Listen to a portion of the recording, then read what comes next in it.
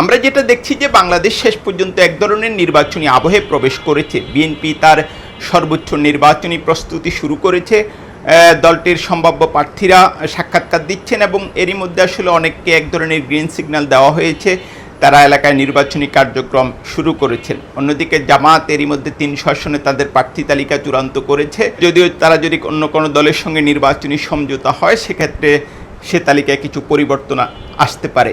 জামাতের সঙ্গে ইসলামী আন্দোলনের এক ধরনের নির্বাচনী সমঝোতা সম্ভবত নিশ্চিত করেই বলা যায়। অন্যদিকে এনসিপি, বিএনপি এবং জামাত দুই পক্ষের সঙ্গেই নির্বাচন নিয়ে আলাপ আলোচনা চালিয়ে যাচ্ছে। তবে আমার নিজের ধারণা আসলে শেষ পর্যন্ত এনসিপি বিএনপির সঙ্গে এই নির্বাচনী সমঝোতা করবে। এই পরিস্থিতিতেও আগামী ফেব্রুয়ারির যে সম্ভাব্য নির্বাচন সেটা নিয়ে কি কোনো অনিশ্চয়তা নেই?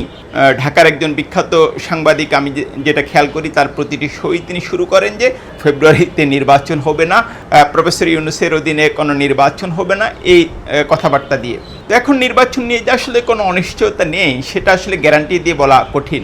কারণ আমরা যদি বুঝতে পারি যে আওয়ামী লীগ আসলে নির্বাচন চায় না, এবং আপনারা হয়তো খেয়াল করবেন যে আওয়ামী লীগের যারা প্রবাসে পালিয়ে থাকে নেতা, প্রবাসী বলতে ভারতে, তারা নানা রকম হুমকি দামকি কিন্তু দিয়ে যাচ্ছেন।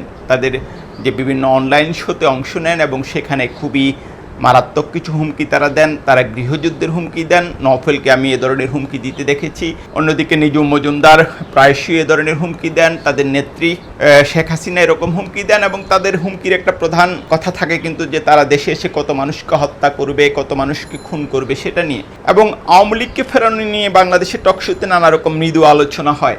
এসব সাংবাদিকদের সবার নাম আমি মুখে নিতে চাই না, কিন্তু এটা আপনারা জানেন যে তারা প্রতিনিয়তই বলেন যে আওয়ামী লীগকে কেন রাজনীতিতে সুযোগ দেওয়া প্রয়োজন, কেন তাদেরকে নির্বাচনে নিয়ে আসা দরকার। কিন্তু তারা একবারও এটা আলোচনা করেন না যে তাদের শেখ হাসিনা যে এখনও প্রতিনিয়ত হুমকি দেন যে তার বাংলাদেশের রাজনীতিতে ফিরতে পারলে, ক্ষমতায় ফিরতে পারলে তার প্রথম কাজ কী হবে, লাখ লাখ মানুষকে হত্যা করা। এই পয়েন্টে তাদের কিন্তু কোনো বক্তব্য নেই, এবং একটা অস্ত্র চালান কিন্তু ধরা পড়েছে 2-1 দিন আগে।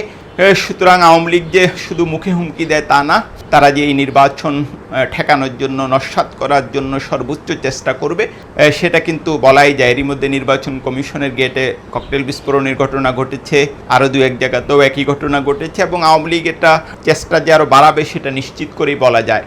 এবং আরও কিছু শক্তি বিভিন্ন স্থানে রয়েছে, তারা হয়তো নির্বাচনটা বানচাল করতে চাইবে।